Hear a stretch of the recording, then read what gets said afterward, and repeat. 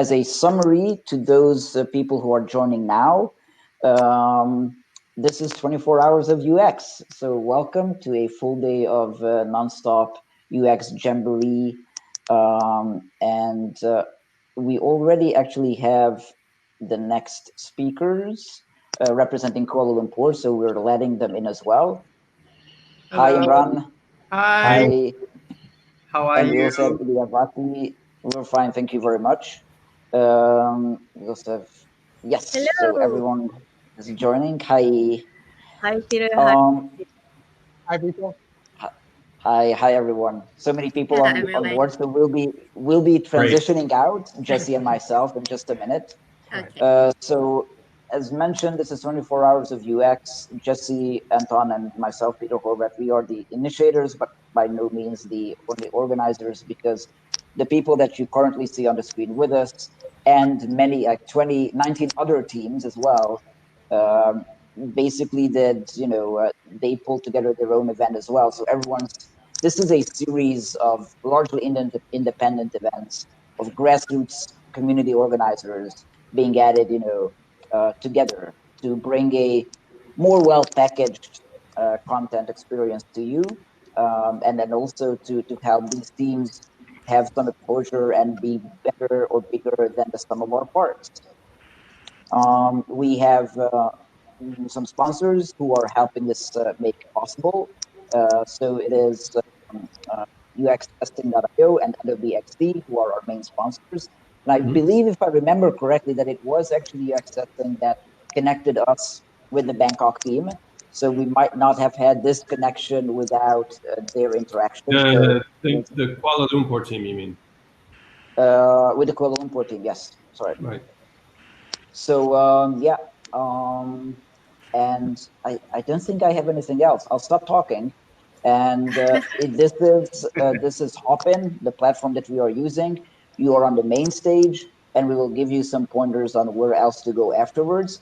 But right now, we will give the words and the stage over to our friends in Kuala Lumpur, and you will be able to, or they will introduce their group as well as their topic.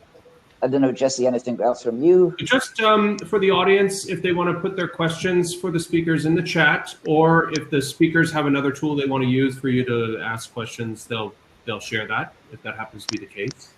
That there will be at some point a poll that we'll conduct about this session. And yeah, enjoy. I'm really looking forward to this. No pressure on you all, but please go ahead. Thank you very much, Peter and Jesse. Right, so it's 9 o'clock at night.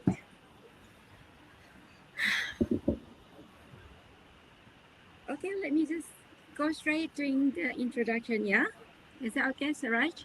Shaza, Imran? Okay. I wonder if we're still at backstage. Are we still on? Are we? No, you are on the main stage. You are on the main stage right now. Just to make it clear, you guys are now open and in front of other people. Okay. No pressure, but there's a lot of discussion. And Jesse and myself quit from the broadcast to allow you to share a screen, because there's a maximum number of 4 people plus one shared screen that you can have. So that's why we're in the background, but we're listening in. So if anything comes up, then we are here, and you are good to go and share the screen. Are we still at the backstage? No, you are on the stage. You are in front of people. This is happening. Right. This is going on. Okay, then. Right. Okay, then. Right. Hello, world. I hope you hear me. Yes. If you can see this, we are live from Malaysia. Oh, it's not so UX is flipped up. Anyway, that's fine. Okay, because it's actually our sleeping time at this point of time, 9 o'clock at night. The weather is very, very nice. In Malaysia, we actually have this 3S: summer, sun and sand all year through. It's basically like 28 degrees Celsius at this point of time. It can go up to 33 degrees Celsius during the day. I wish to invite all of you to Malaysia. but we have to wait until this coronavirus gone. So today we have like 1,206 coronavirus positive COVID-19 cases, and we have 2 new cases today. Malaysia is actually at the recovery stage, and with the population, we are having like more than 32 million people in Malaysia. Okay, there you go.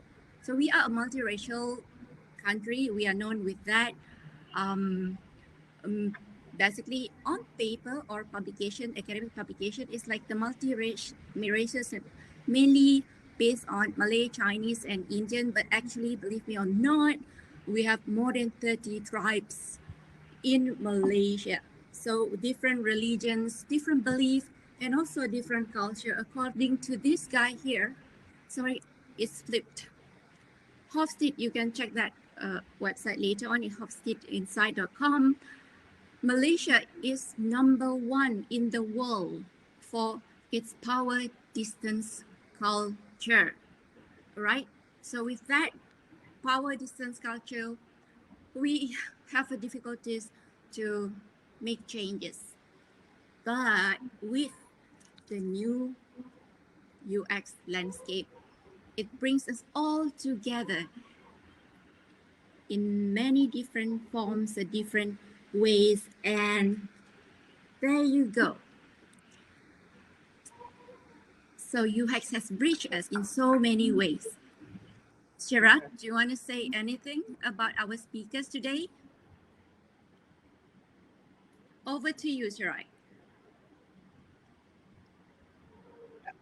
Thank you so much for the introduction.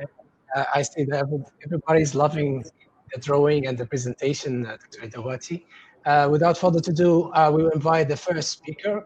She's the UX principal and the co-founder of Stembet, one of the leading UX and creative agency in Malaysia. You can have the stage, Shaza. Okay, Suraj. Thank you, Idea. Lovely wayang kulit. I love it. Thank you so much. That's quite the introduction. Right. So I have a feeling you can see my screen. Right. So today I'd like to share the 3 lessons I've learned from my design years. And when Idea said summer, sun, and sand, this is completely not coordinated. I am from Langkawi, an island in Malaysia. We have summer, sun, and sand all year long. But together with my team at Stampede, we design and build products that people want to use. And this is my team. We are also remote. There is one of us who's from the Philippines. But what I really enjoy doing in my job is actually to design bridges. And I started designing 15 years ago.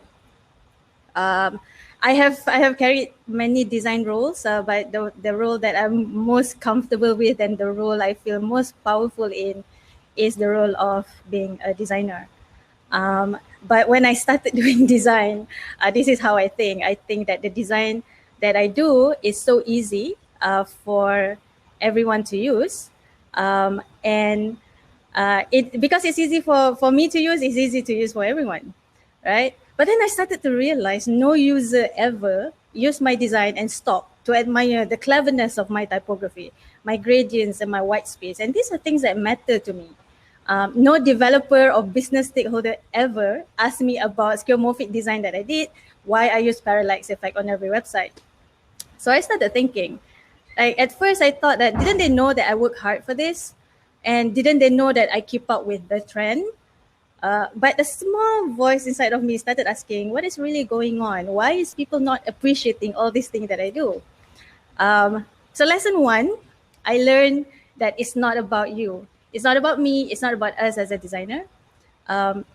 Because as I was looking for answers why people don't seem to care, I learned that good design is actually a lot harder to notice than poor design.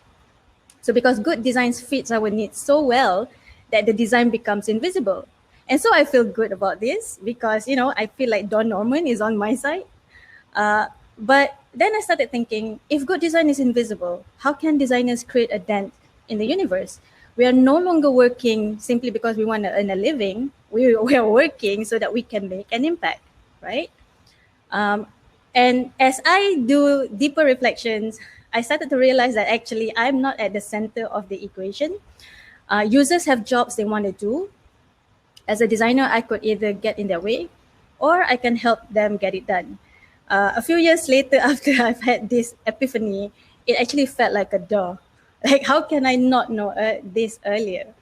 So lesson 2, I have learned that also anyone can design better experiences.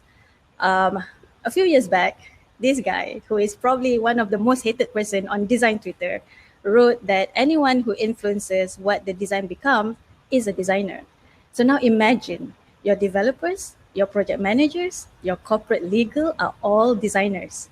So obviously designers get really riled up about this. What about us?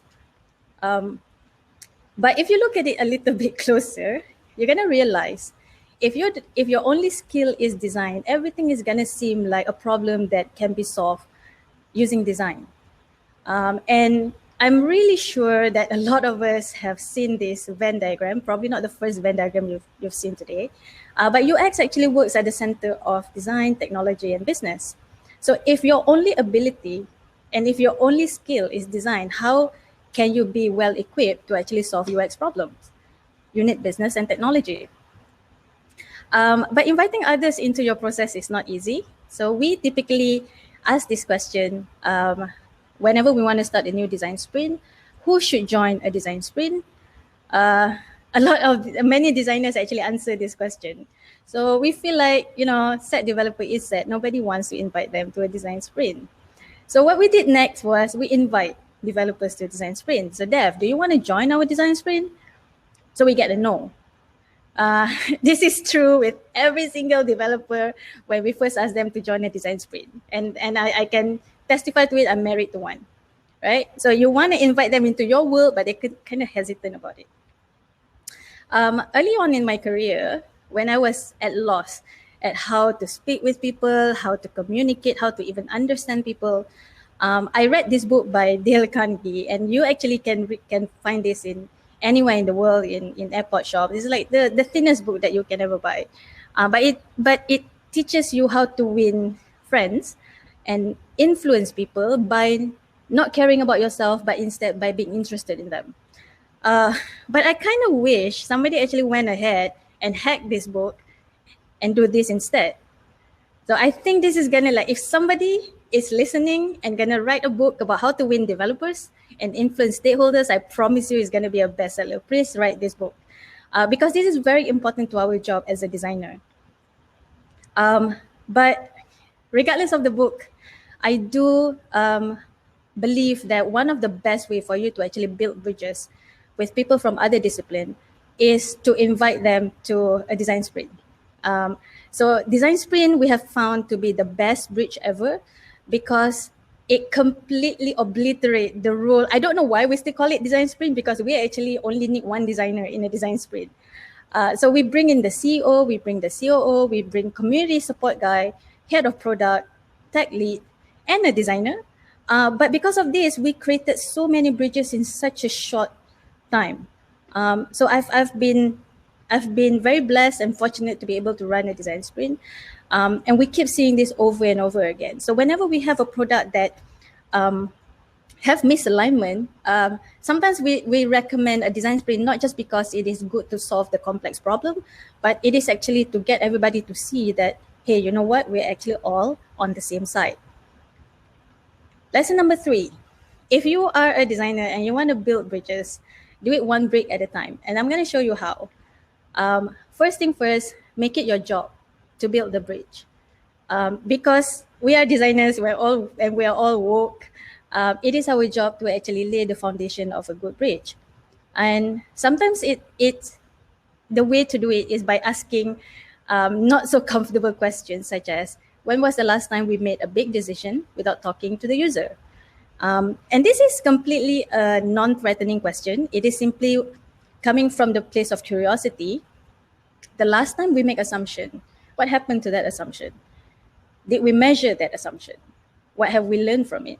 So these are all questions that anybody in a product team or in a company is capable of answering and capable of learning.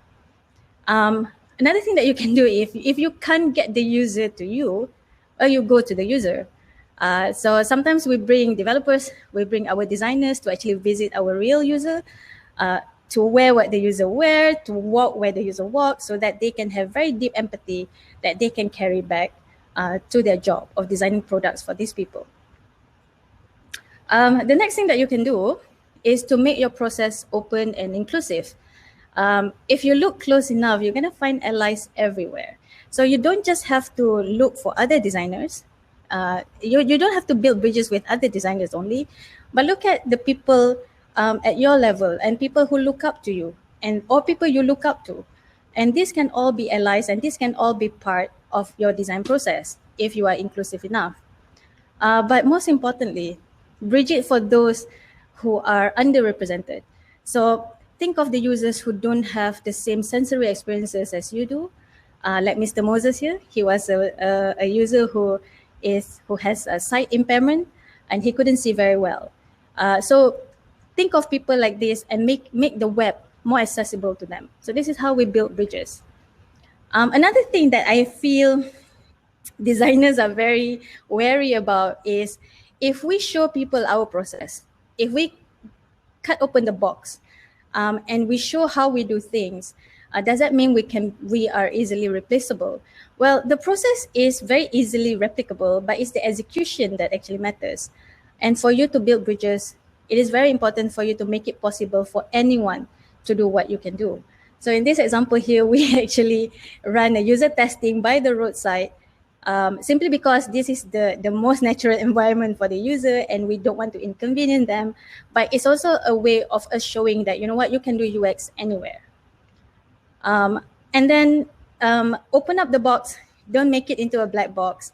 Show the result of your process to the world, to your stakeholders, to your developers so that they can understand. And I think as a designer, sometimes I've been very private about my work because we have fragile souls.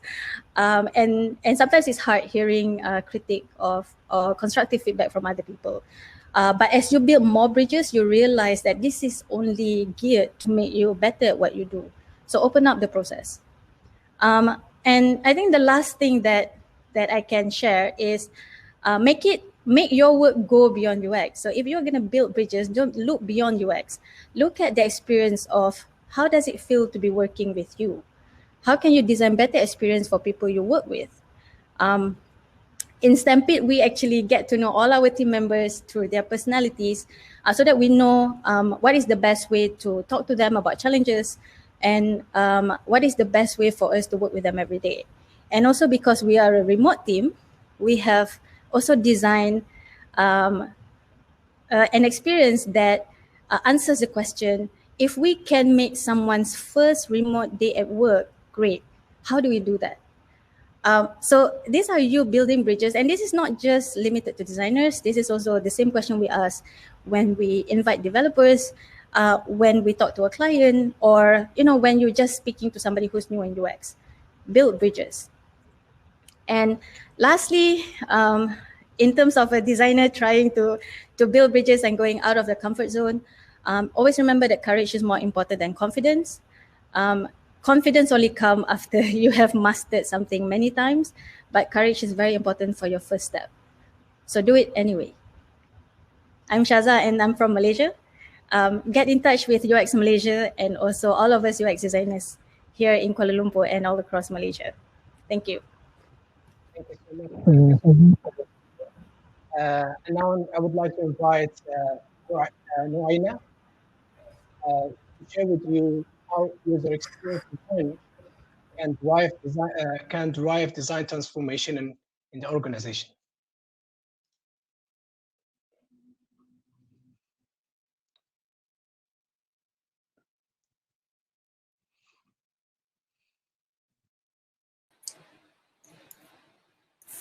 All right. Okay, so let's start. I'll be sharing my screen.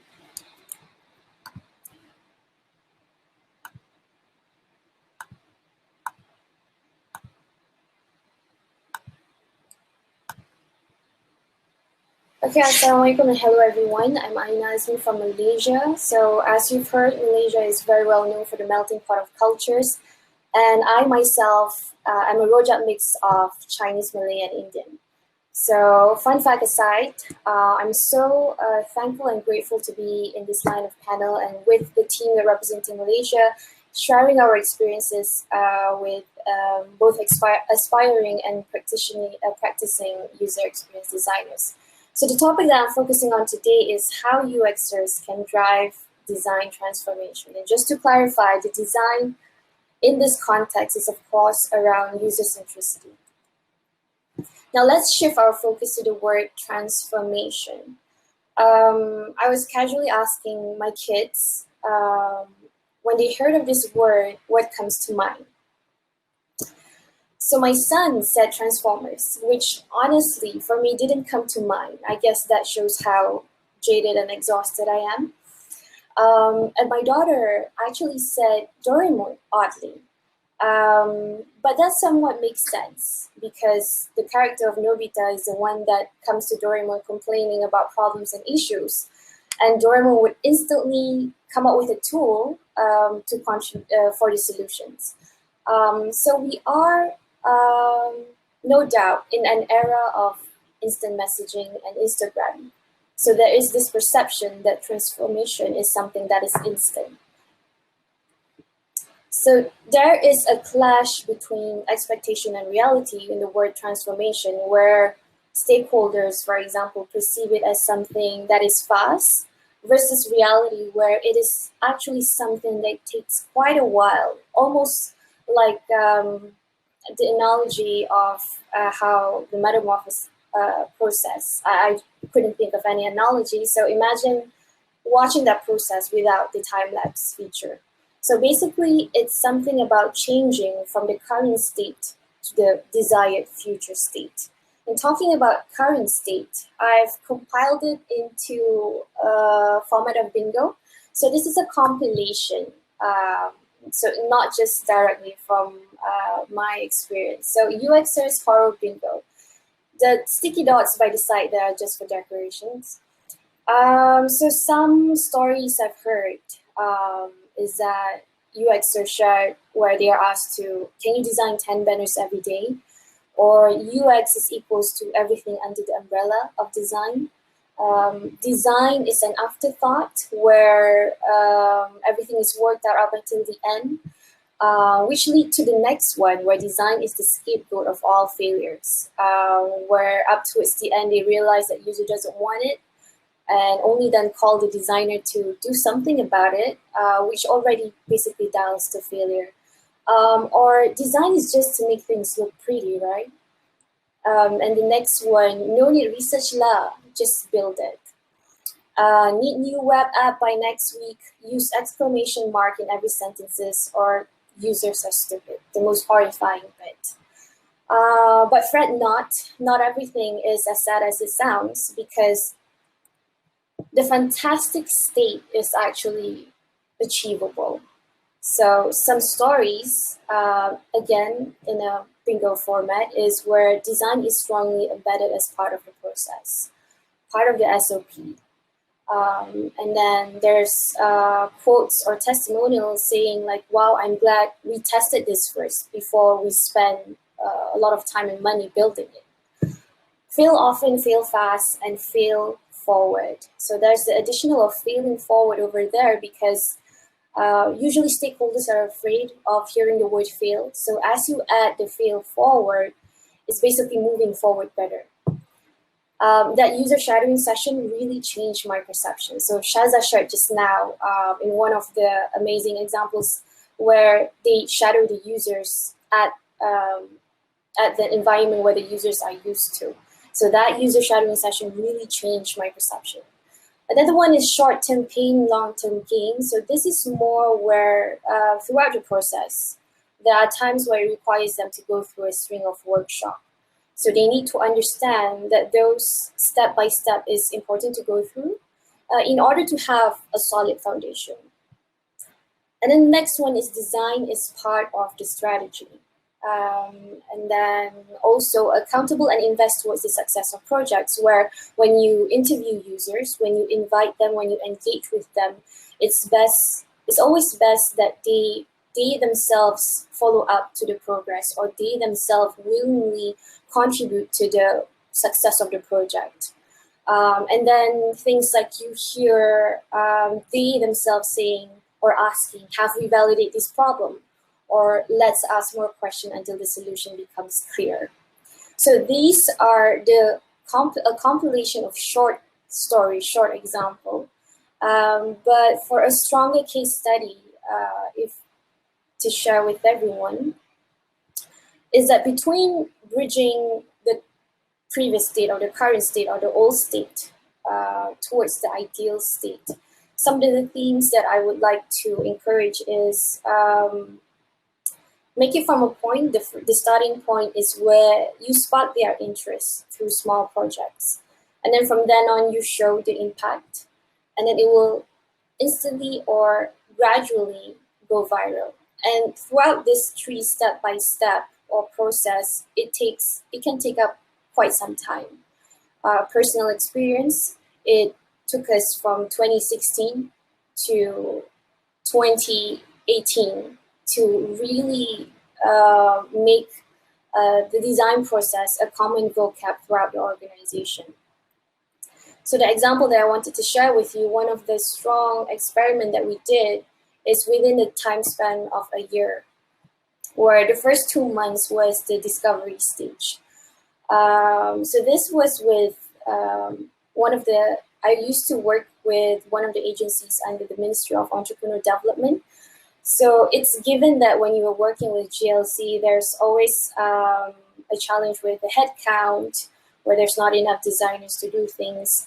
But still, with every challenge comes opportunity. So how did I work around this? Is that I started with every week we had a tool workshop on just understanding design as a whole. And why was it done every week? Because the first response was, I don't have time for this. It's clashing of schedules. So throughout the 5 weeks, I made sure everyone within the organization attended the 2-hour workshop.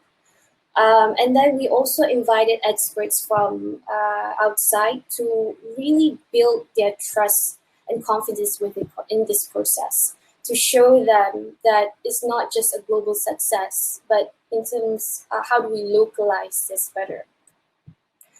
And then we also, after that, the next 3 months we piloted, where we encourage everyone across the organization. This is after, of course, getting the agreement from your senior management and human resource for them to participate in a 2-day internal hackathon, where they are free to suggest projects or ideas that are close to their heart relating to the industry that we were in, the ecosystem that we were in, and form a group with people that believe in that idea as well.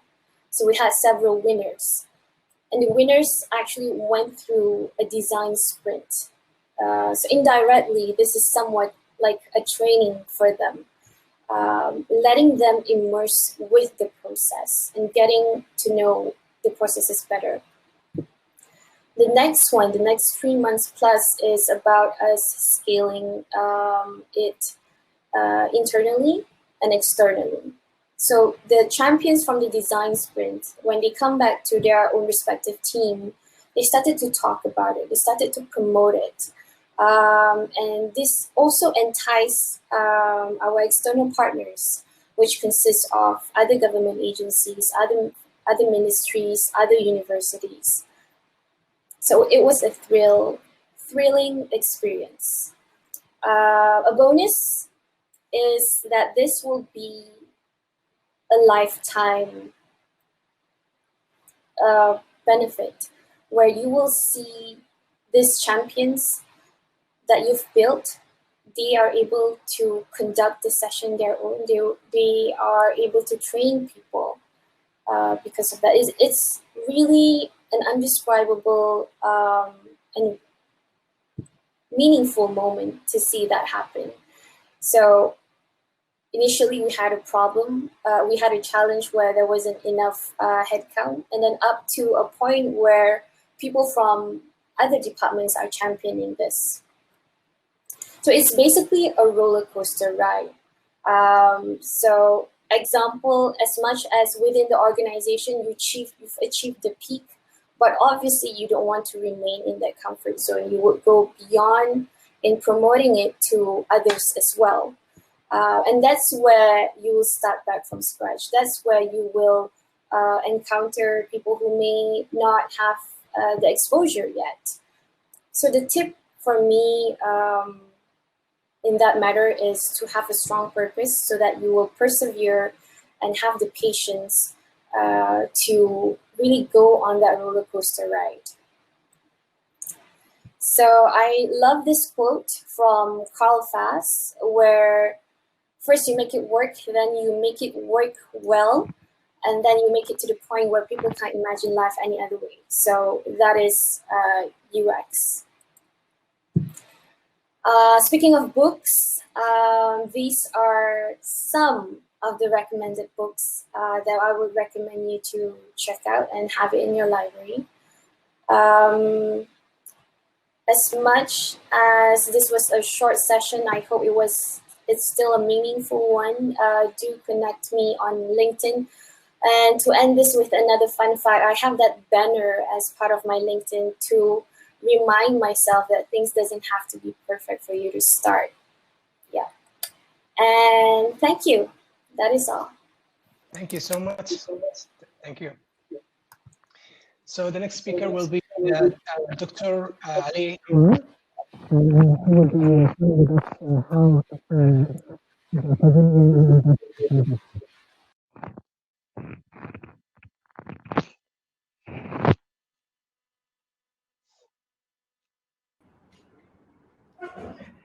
Hi, everyone.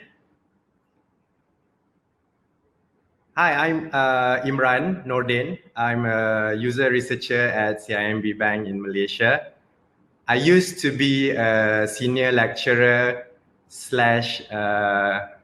research fellow at the National University of Malaysia. And we've heard that Shaza talk about bridge, and then we also heard Aina mention about bridging as well. And now I want to talk about bridging academics and industry. I've been into both fields, and I think I'm qualified to actually talk about it.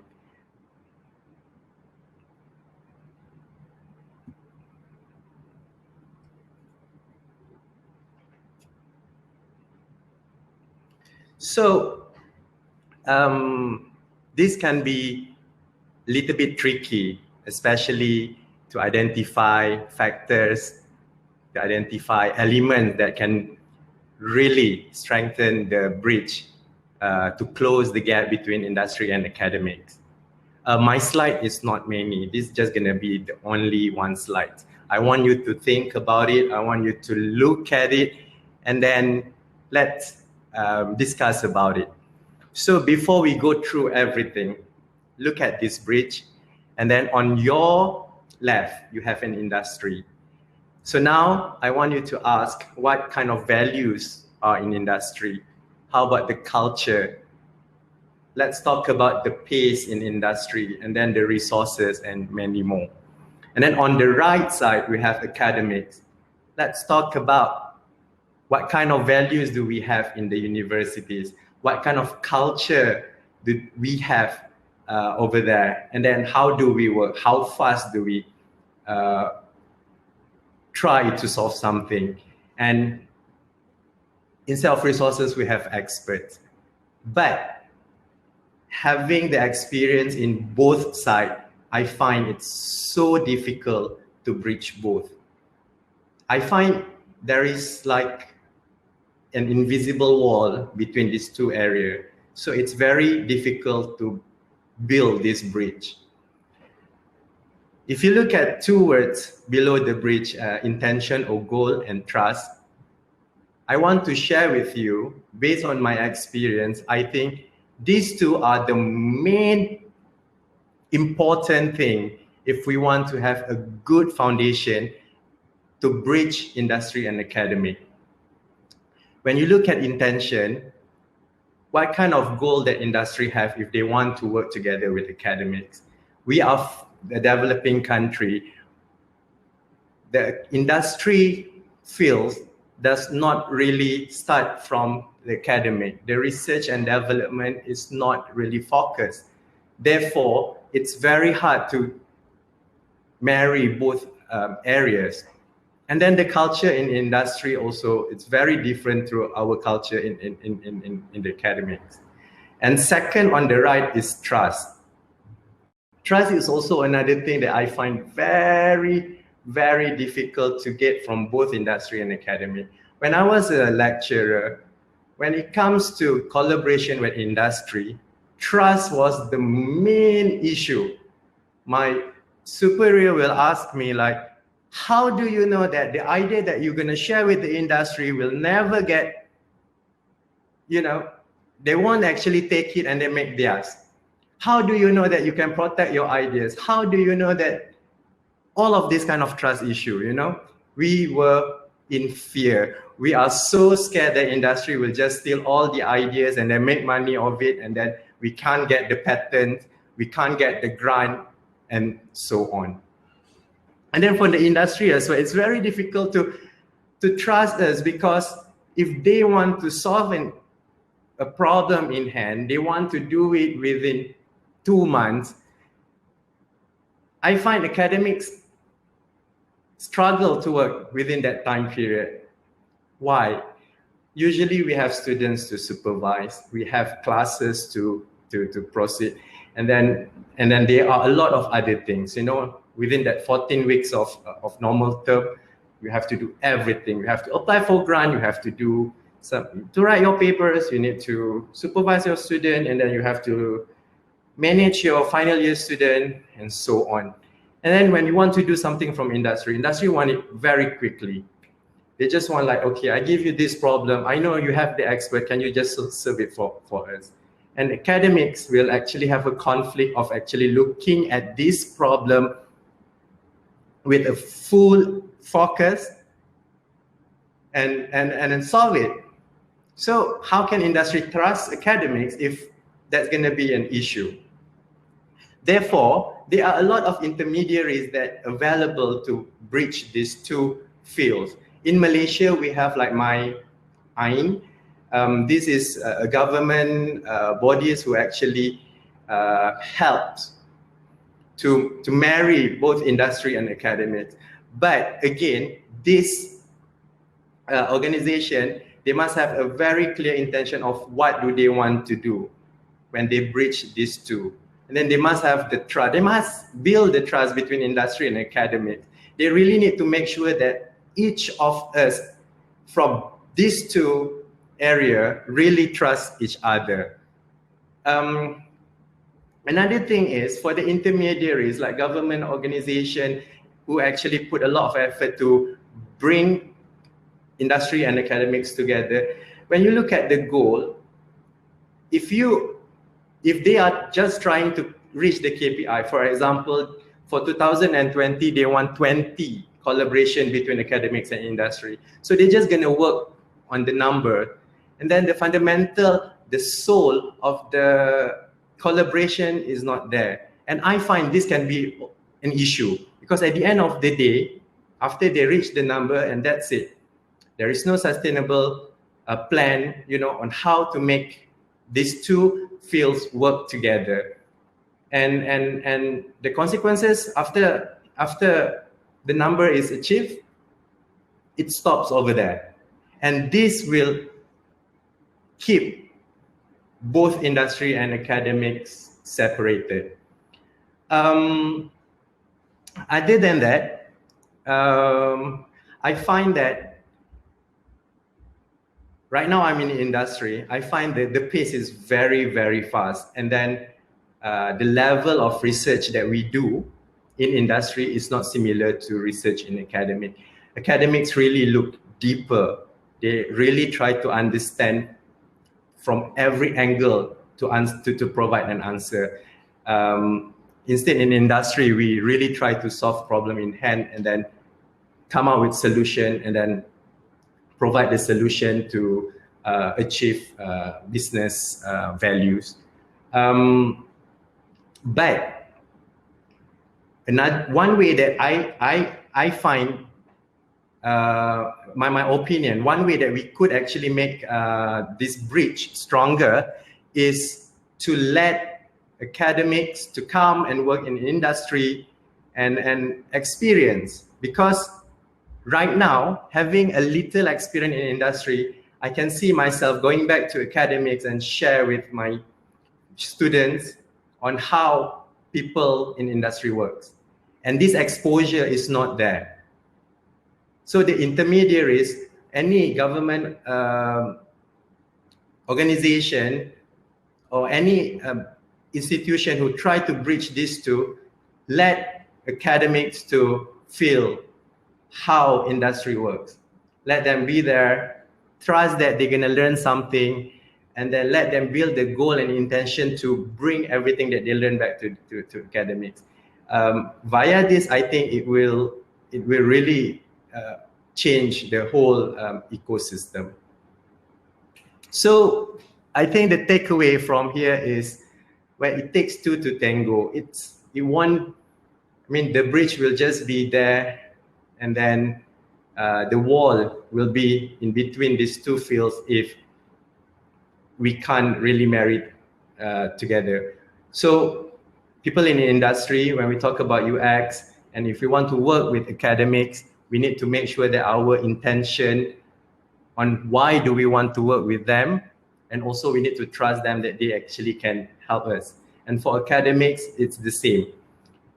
Don't just put, the numbers of MOU, MOA sign as your KPI because you want to work with industry. Because when the MOU or MOA is signed, so what's next? If that is what your intention, just to get the number of KPI, then it's easily be done.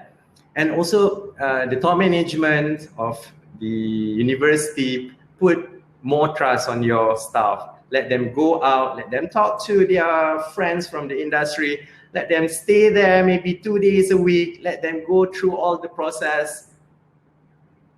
Yeah, and let them bring back that experience to academics so that they can share with the students, and then they can understand what industry wants. Yeah, with that, thank you very much. Follow me. I'm on Twitter, Imnordin, or through LinkedIn at a.imrannordin. Cheers.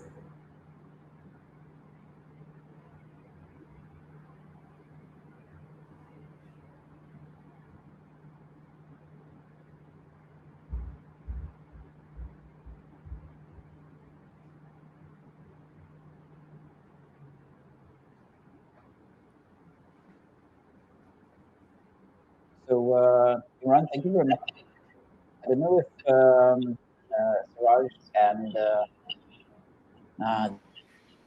Idiawati are coming back. I really hope they are. So, yeah, we'd like to bring you back on stage if possible.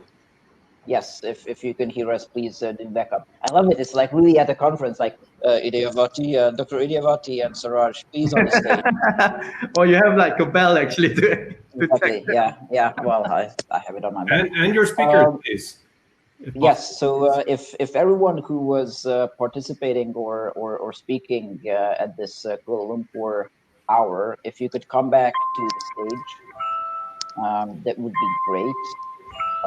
Hi, Shazal. Thank you very much for coming back. I must admit, the way everyone's coming back, very good. Thank you very much. We actually might be blocking some people at one point from coming back. Yeah, I'll leave. Yeah.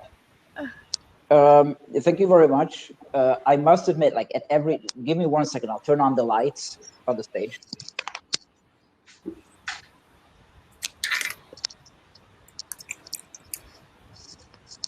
So at events, there are some of those talks where at the beginning it's like it starts out like a normal talk, and by the end of it, the room just fills up with people. or it becomes a talk on which everyone's like, did you hear that talk? It was pretty. It was, I don't know. The title, I didn't know what to make of it. Oh, it was awesome. And this is that talk. So I must admit that you guys, and we were chatting with Jesse on SMS messages in the background, like, you guys are awesome. You blew us away. So really thank you for these insights. I think all of the topics that you brought are really spot on. The way that you from the very beginning handled it with the little drawings and everything was really awesome. And all the bingo, I loved it. And even this pairing of academics and industry. I think it's something that a lot of people in industry don't even meet any academic topics. And I think that everyone's at fault there a bit. It is basically a problem, just like between UX and business. If that's something that is still often a blocker. I think it's similar sort of within UX, but between industry and academics. And it's funny because we all talk about like empathy and think about the other one, and yet we're like, no, bullshit when it comes to looking at some of the academic papers. And I think it's planted into academics to be academic, and very often the language is so that you read the summary, and even with the summary, like, I don't understand this. And the best practitioners could be reading some of the research articles and saying, I literally don't get what it's saying. And into industry, it's embedded that it needs to be fast. And you could put those things on the table at the very beginning and say, guys, some of the wording we will be using will sound difficult in some contexts. We'll always, some of that is needed, because otherwise, our research, our papers will not accept, or the magazines won't accept our research papers. And the business will say, guys, I know you would like to spend 4 years on it because that's what you spend on a PhD, normally at research. We literally have 6 months, and that is, cutting it long.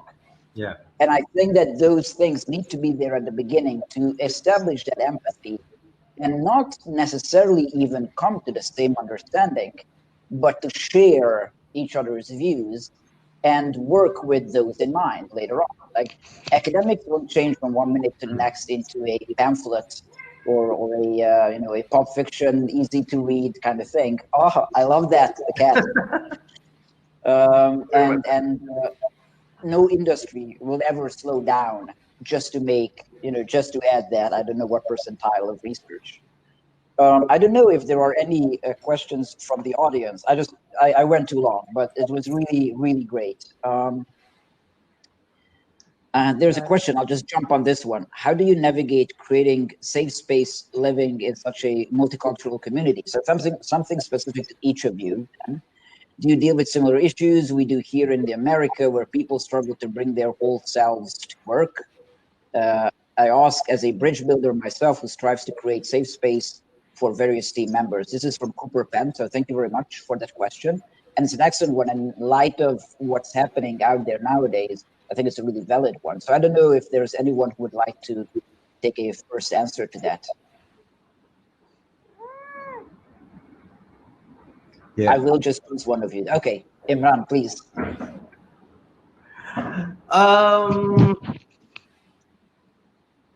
We focus on the multicultural community. How do I gonna bring this? Okay, when we talk about Malaysia and multicultural things, we're gonna talk about food. And then one of the famous food in Malaysia is nasi lemak.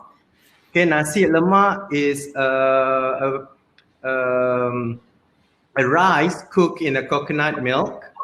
So it's very, milky. And then it's served with a very spicy sambal, some sort of chili gravy. And also with a lot of anchovies.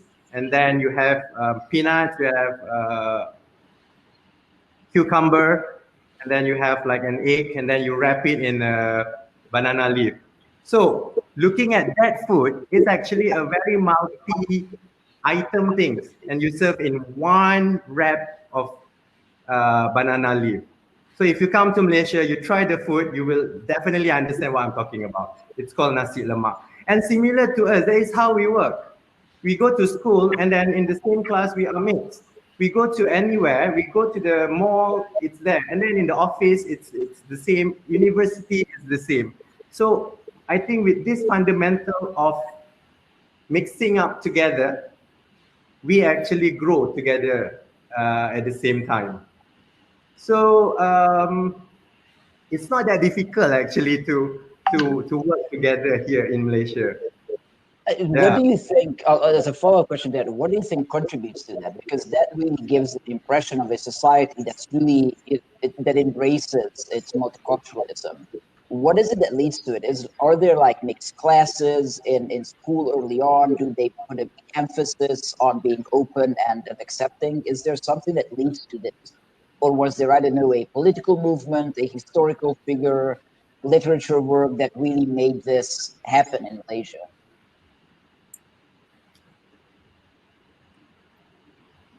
Anyone would like to add that? Or you want me to? Yeah. Oh, I thought we were waiting for you. Well, for me, I guess I'm fortunate that it's part of my upbringing. So from family to friends, it's something that we have already immersed.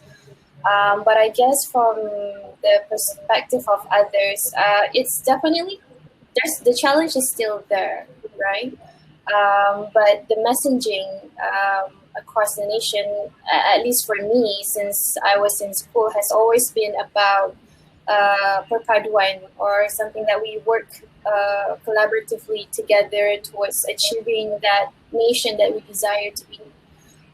It's actually a great advantage if we were to be able to achieve that. I'm not dismissing the challenges, of course, there are some, but whenever we encounter with the cynics or those who have yet to have that mind shift, then perhaps it's up to us to introduce it or to expose them to it. Because from my experience, like from family to friends, it's definitely enriching, and it's quite a loss if people are not living up to that. Yeah. Okay. So we have one question from the floor. It's from the chat room, actually. So what is the biggest challenge bringing a safe space in the work environment amongst designers and also other stakeholders? Anyone wants to answer that? Shaza? I think it's the same question, like I've got this question before in the sessions, during the sessions from Indonesia, because they have also difficulties to start their UX career, because a lot of company, especially in developing countries, they want like one person do all the jobs. Like they wanted to do development, coding, they wanted to do the UI design kind of thing, and perhaps do the digital marketing. So what you can say about that? Right. Well, as an employer and also as a designer, so I wear very weird hats. On one side, I am a designer, but at the same time, I'm running an agency. I never see that, you know, trying to squeeze as much as possible out of your employees yield anything good. You want your employees to build their craft, or if you want a jack of all trades who can work 24 hours for you. But because I guess the extra empathy muscle that I have from my design years, I think I appreciate somebody who wants to learn because they're curious about learning and not because they're forced to learn or because they're forced to fill a shoes that is so much bigger than they should be wearing. So I think actually employers still have a lot to learn. There is something that I've been wondering about, if we can actually design better employee experience. What does that mean to the employer? Will designing good employee experience actually yield better employer experience? I don't know about that. It is something that I'm looking into. but also we have to we cannot discount the fact that there are many people who wants to get into UX, and the demand is far outstripping supply right now. But what if there are people who really brings in diverse UX skills? What if they're from engineering? What if they're from medical and they want to do UX? So how do we support these people? I think one thing you can do is actually offer apprenticeship. Hey, I'm happy you asked about this. um, I think what you can do is you can offer apprenticeship for people who want to switch lanes and then actually show them the real UX process. I think that's the right thing to do as an employer. Okay.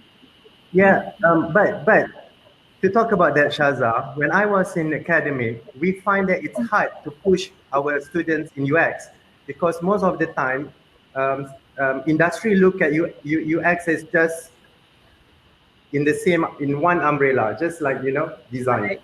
So when you go out and then when people really looking, for example, like my experience, my expertise in player experience in games, and then we bring psychology experiment in UX. We did a lot of experiment in the lab, and then when we push students out, and then they were like, "Oh, I thought you do graphic design, so that's supposed to be UX." So what do you think about that? Right. So now this is interesting. The speaker is asking another speaker. So Yeah. what is yeah? Because you say that you receive students, but when I was in academic, we find it hard to push students out because industry look at it differently. So maybe the right word there is not to push. Maybe the right word there is to pull. Maybe industry should be pulling these students instead of the academy pushing them. I think well, it takes two to tango. That's what you said just now. Yeah. You made academy and industry very sexy for that with that one line. It takes two to tango. So I think I think there should be closer collaboration. Definitely, I would encourage academia to actually be nurturing students to grow their own curiosity when it comes to UX. Because to be honest, one of Zoe Chi, one of our UX designer, actually famously said that UX is a lot about common sense. I know that I'm saying this, and then people get certified and stuff like that. But at the very, very core of the UX is about common sense, and I think that common sense is something that you have to have it inside you, embedded inside you in your education system, and for academia to actually instead of just pushing, I think industry should be pulling as well. So things like having maybe a day trip to how you do ethnography, maybe bring students for UX career day that is very, very specific to UX and the processes of UX, so that they have that understanding. Yes. So guys, because of the interest of time, we have to move to another room, which is sessions. If you look on your panel, there will be sessions over there. So those people who have questions in their mind, start building up questions as well, because we have very interesting speakers here. We can continue, go to sessions, click on Kuala Lumpur, Malaysia. Over to you, Peter. Anything you want to say? Exactly.